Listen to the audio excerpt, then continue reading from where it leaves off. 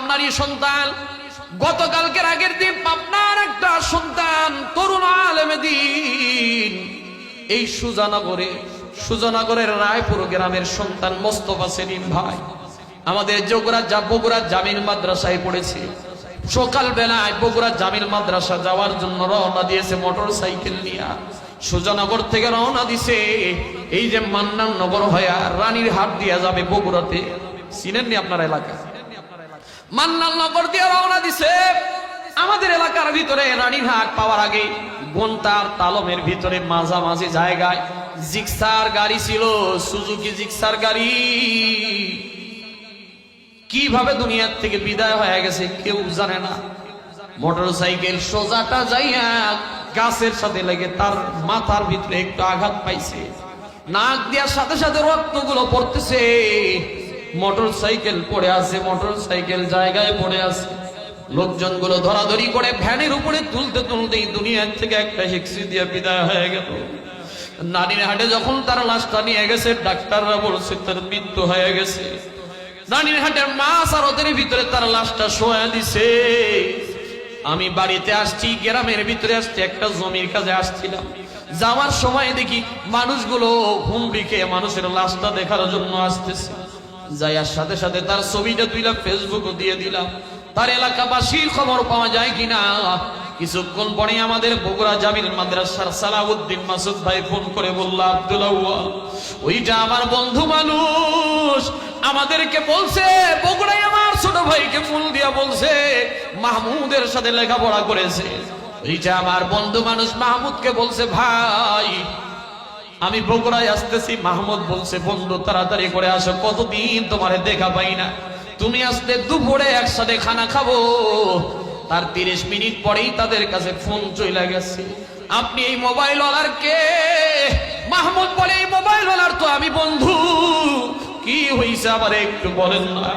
ডাক দেয়া বলতেছে এই মোবাইল ওয়ালা অ্যাক্সিডেন্ট করে দুনিয়ার থেকে বিদায় হয়ে গেছে। তখনই মোবাইলের থেকে তার বাড়ির নাম্বার পেয়ে তার বাড়িতে ফোন দিয়েছে। এই পাবনার ঘটনা, বাস্তব ঘটনা বলতেছি। গতকালকে তার জানাজা হয়েছে সুজানগর রায়পুর গ্রামে, কেতুপুর গ্রামে। এ মুসলমান, মাত্র 1 মিনিটের ভিতরে তার কবরটা দুনিয়ার থেকে বিদায় হয়ে গেল। তার লাশ দেহ থেকে প্রাণ পাখিটা বের হয়ে গেছে। লাশ দেখার জন্য হাজারো হাজার মানুষ এসেছে। 3টা ঘন্টা আমি দাঁড়ায়া শুধুমাত্র এই লাশের দিকে তাকাইছি। এখনো পর্যন্ত তার ছবিটা আবার সামনে ভেসে উঠতেছে। 2টা রাত আমি ঠিক মতো ঘুমাইতে পারি নাই।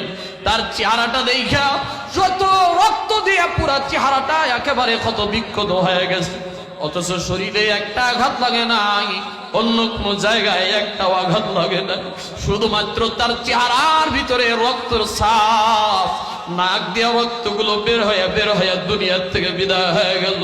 ছোট্ট একটা সন্তান আছে, মদিনাতুল উলুম মহিলা মাদ্রাসার পরিচালক মুফতি মাওলানা, আবার মুহাদ্দিস, বগুড়া জামিল মাদ্রাসা থেকে পড়াশোনা করেছে।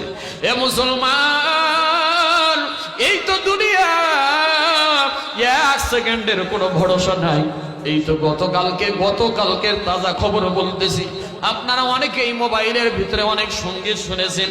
বাড়িওয়ালা নাই রে বাড়ি, নাই রে দুনিয়াতে। এই বছর আপনারা শুনছেন কি শুনেন নাই? সবাই বলেন শুনুন কি শুনলেন নাই?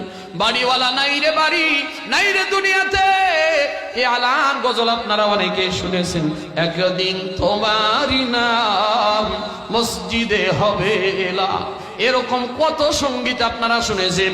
ওই সঙ্গীতের যেই লেখক ছিল, যেই গীতিকার ছিল গতকালকে আব্দুল কাদের হাওলাদার, তিনিও দুনিয়ার থেকে বিদায় হয়ে গেল। অথচ কত শত শত সঙ্গীত লিখেছেন আব্দুল কাদের হাওলাদার, এমন কত সঙ্গীত লিখেছেন। উনি বলেছিলেন বাড়িওয়ালা নাই রে বাড়ি, নাই রে দুনিয়াতে। একদিন তোমারই নাম মসজিদে হবে এলা, একদিন তোমারই নাম। কত জানাজার পড়েছি নামাজ, এত সঙ্গীত লিখলো, অথচ গতকালকে তিনিও দুনিয়ার থেকে বিদায় নিয়ে চলে গেল। এ মুসলমান, এ পাবনার মুসলমান, একটু মনটা নরম করে দাও রে বাবা।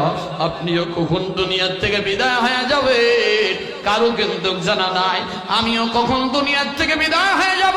হয়তো আমি আব্দুল আউয়াল এখান থেকে যাইতে পারবো কিনা জানি না, এখান থেকে শেরপুর যাইতে পারবো কিনা এটার কি কোনো গ্যারান্টি আছে?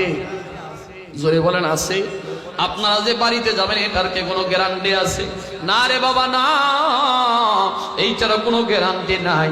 যে কোনো মুহূর্তে আমার নামটা আপনার নামটা মসজিদের মাইকে আলান হইতে পারে, হয়তো বা নাম ঘোষণা আসতে পারে আব্দুল সালাম নাই, আগামীকালকে মাইকে আলান হতে পারে ওই কাশীনাথপুর গ্রামে আব্দুল করিম আব্দুল জব্বার নাই, আব্দুল আউয়াল শেরপুরি দুনিয়াতে না।